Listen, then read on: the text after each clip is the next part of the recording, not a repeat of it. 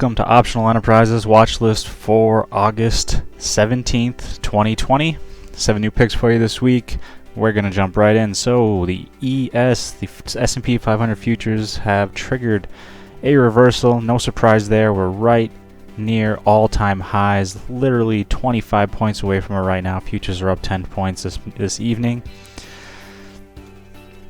And we are at the upper end of this channel, which we've been riding higher, just slowly grinding higher. And we've been stuck in this range for the past 3 days here,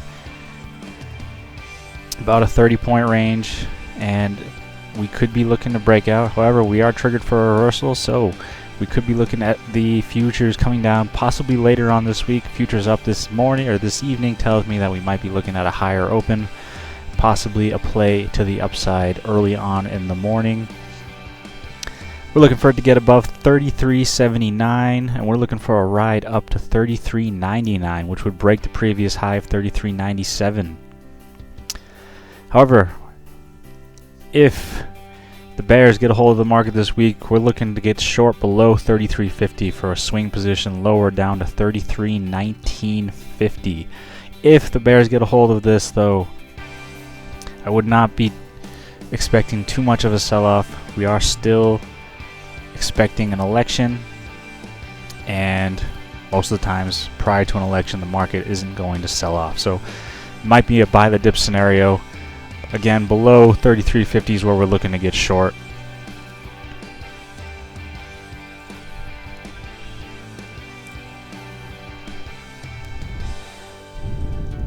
So long as we want to enter above 33.79. Above 33.79, we're looking for a target of 33.99.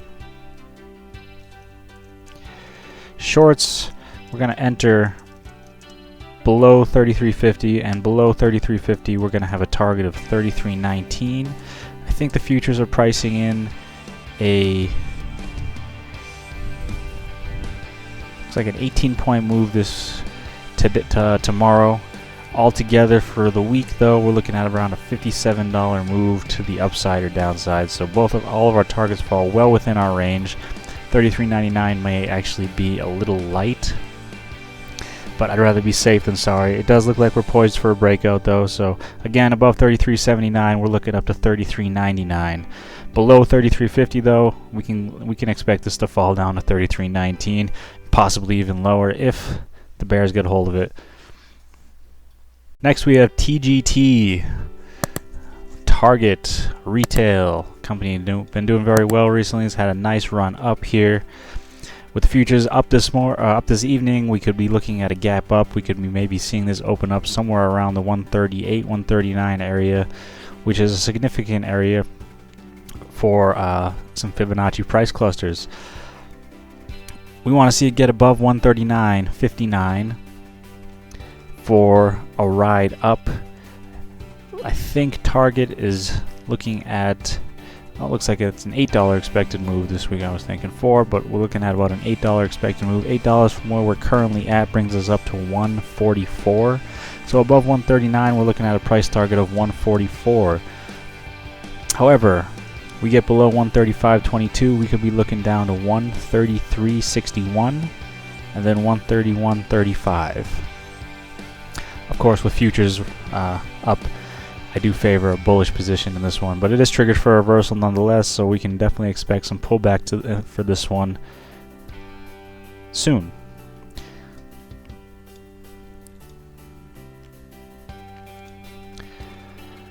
For longs, we want to enter above 139. Target's going to be 144.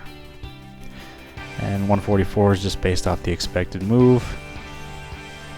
Shorts, we want to enter below 135.22, which is the low of the previous close, and ultimate price target is going to be 131.35. We're going to have a price target of 133.61 along the way.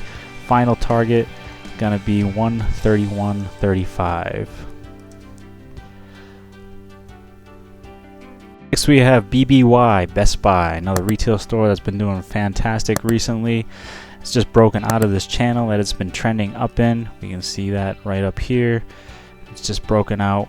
For longs, we want to see this get above 110, and we could be looking to capture at least part of the expected move this week, which is only about $5. So above 110 from where it's currently at, we'd be looking at about a 114 price target to the upside. However, below 108, we're looking down to 105.50.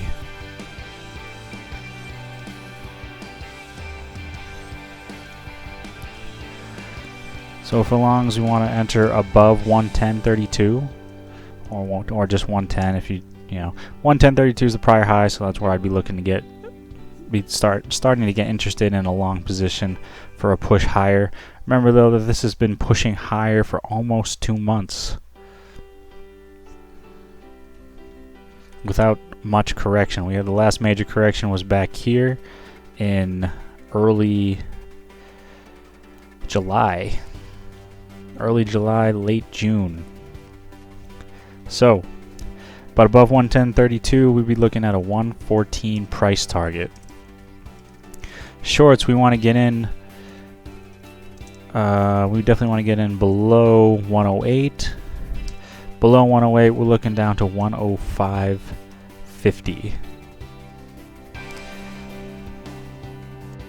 Next one we have here is LOW, Lowe's Company, and this one's just broken out of a channel that has been trending in since March. Broken out to the downside, which is a bearish signal. We still want to see it get below 152.87 for a ride down. And Lowe's got an expected move of $9 this week. $9.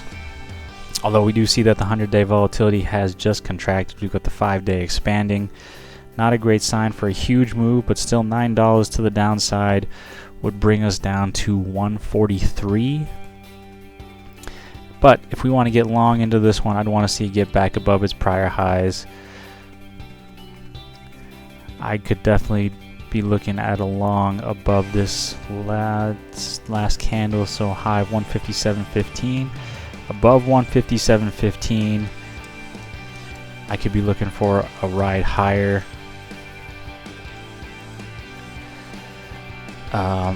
So above 157.15, take away 3 from the $9 expected move, would be another 6 on top of the 157. We're looking at around 161 to the upside. So 161 to the upside, above 157.15, below 152.87, we're looking down to 145.16.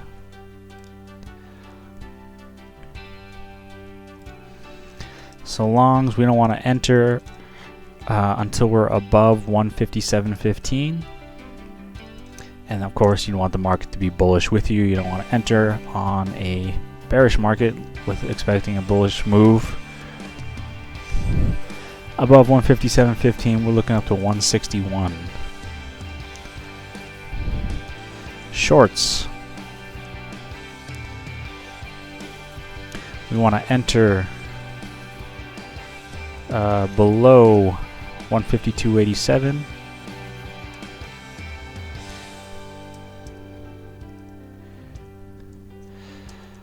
Target to the downside is going to be 145.16, which falls well within the range of the 143 if we get the full expected move this week. UPS is our next one here. Some recent negative news about this one, something about ballots and absentee voting. I'm not really sure, but triggered for a reversal to the downside. However, we've got this huge candle, and usually with gap, it's not really a gap. We had a gap, and then we had a large running candle. Usually with something like this, we expect continuation. We can see some consolidation at the top of that candle. We want to see it get inside of that candle before we even decide or think about going short on this one. As you can see, after the gap, it was just straight continuation. And with this continued consolidation above the candle, it does not look good for a short. However, it is triggered for a reversal to the downside. We've got 5-day volatility settling down, so that could definitely mean a push higher. Don't want to get into a new long position until we're above 162.70. and above 162.70 we could be hoping to capture at least part of the expected move on UPS, which is $6.18 this week. And we've got some strong players right around the 162, 165 areas. Not a lot on the put side. We see that the 2,900 traded on the 165s. That could serve as a call wall. With a $6 expected move, 165 falls well within inside the expected move this week, so I wouldn't expect it to go too much higher than 165. Could be looking for a top off around there.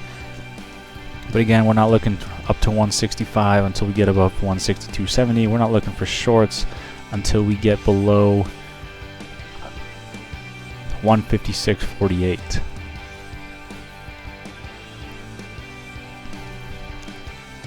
So for longs, we want to enter above 162.70. Target's going to be 166, but I'd be looking for some hesitation around 165 since that is a strike price, and the next strike price is until 167.50. So we're going to go with a 166 target above 162.70. May never see that though, but that's what I'd be shooting for. $4 expected move, $2 at the money move. That's going to be a pretty good return. So again, below 156.48. And we're looking to ride this down about 50% of the candle.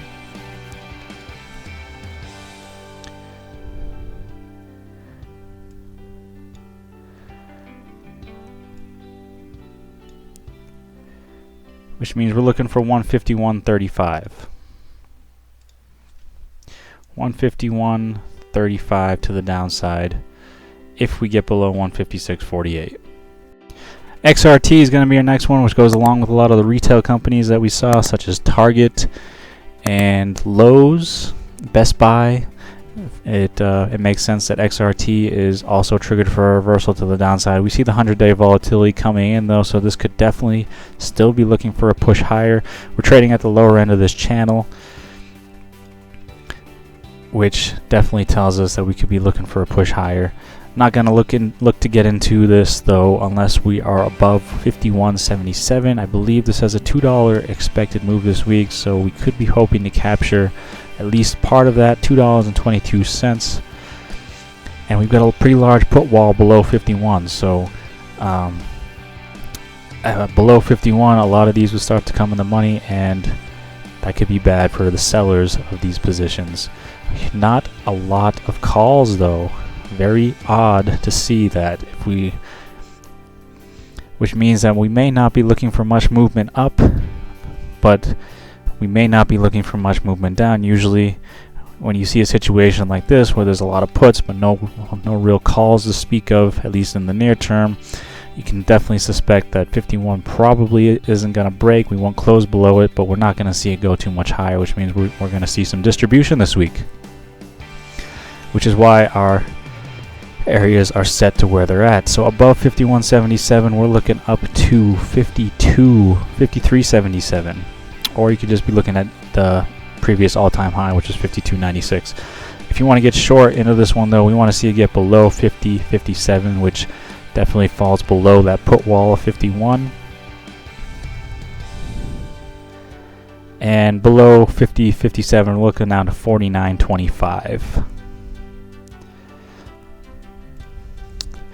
So for longs, we don't even want to think about getting in until we're firmly above 51.77. Target for that one is going to be, we'll just say previous time all-time highs, which is 52.96. Really 53.77 would be more than reasonable. Falls within the expected range, but you get a 52.96 move, you're still going to make some good money on XRTs, being that the options are less than $1. So if you get $1 and not the money, you're still making 70-80% return on your initial investment. Shorts. Targets. Shorts, we don't want to get into shorts until we're well below 50.57, which is that put wall that we talked about on the option chain there. I think if we get below that area, it's going to start causing some options to go in the money. I suspect many of those are sellers, and we can start seeing some pretty sharp fallback. Again, that's going to depend on a bearish market. Below 50.57, we're looking down to 49.25. 49.25 is going to be the final target for XRT. Next one we have here is KMB. Kimberly-Clark Cork, triggered for a reversal, trading at the top end of its current trading channel, and we're bouncing off 168 off a fib extension, which started down here, and we're using 100% extension as a pretty strong support level, that if we get below that support level, we could be looking for some fallback down. KMB's got about a $5 expected move this week, so $5 brings us up to 153 or 163. Yeah, 163 or 153. And we won't want to get long until we're above 159.51. Above 159.51, we got a price target of 163. Below 156.15, we've got a price target of 153.07.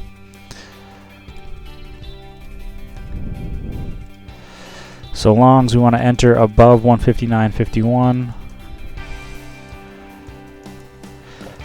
and we've got a target of 163. For shorts, we want to enter below 156.15. Target is going to be 153. Alright, so that does it for the watch list this week. I want to thank you for watching. If you found anything that helped you trade, please consider liking and subscribing to the channel. This is Optional Enterprises, and I will talk to you next week.